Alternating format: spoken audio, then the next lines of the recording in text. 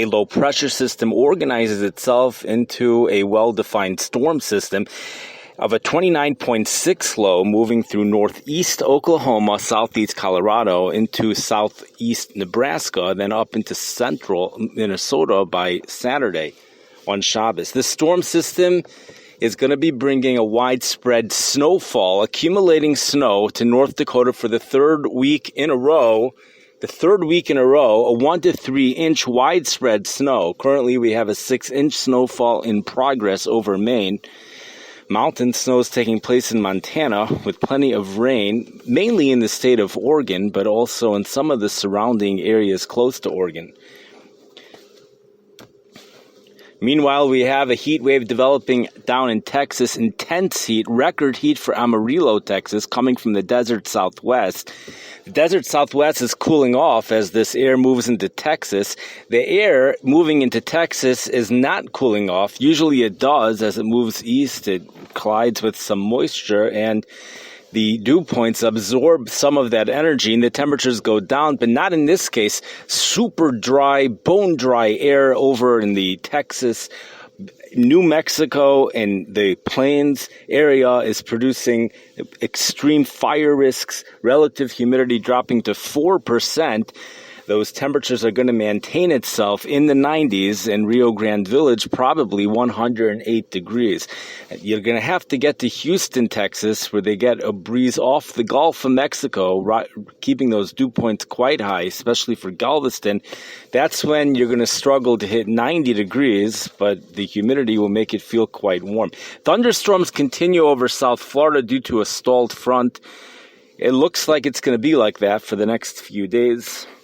Severe weather risk continues for Nebraska and surrounding areas, including South Dakota, for Friday, possibly even a tornado Friday. But tonight, chances for a tornado are much less. Generally, large hail and damaging winds would be the main threat for the places in the plains.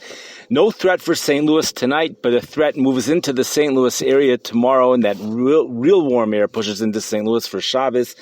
Possible thunderstorm in the morning, severe storms in the late afternoon and evening for St. Louis. The severe weather risk remains south of Chicago. At least the higher risk remains south of Chicago. Thunderstorm chances are highest in Chicago Saturday evening, Shabbos evening. There could be some rain showers around before then. That's due to the precipitation occurring in front of the storm and the precipitation in back of the storm. Those are always the two heaviest areas. There's a slot in the front and there's a slot in the back. There's a slot to the east of the storm, and there's a slot to the west, generally the southeast area and in the northwest portions.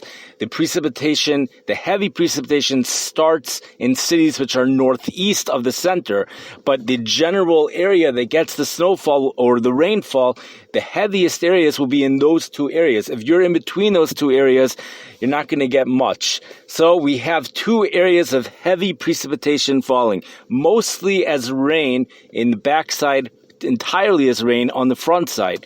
Both areas will be getting heavy rain, but the main concern for flooding is probably North Dakota, just because they also have to deal with snowmelt, and this is the third week in a row where they're getting something quite significant.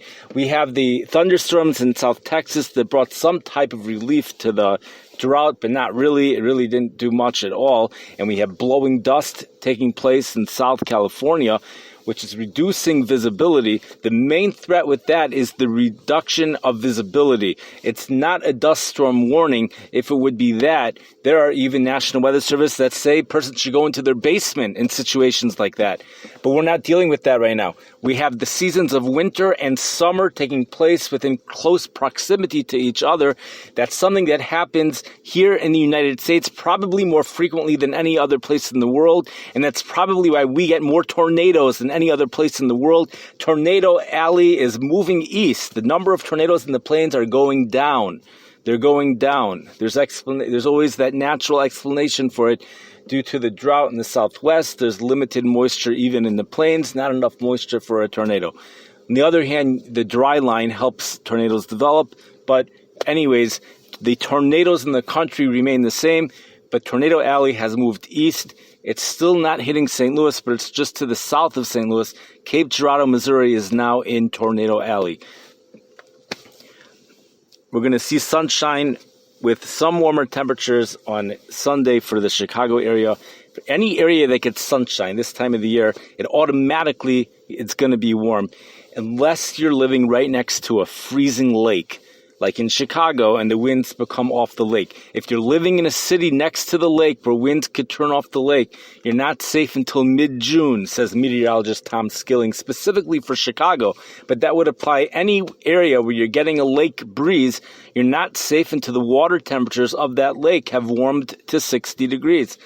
That's when you're safe. Anyways, I wish everybody a great weekend. Have a good Shabbos. Thank you for listening. Have a great night.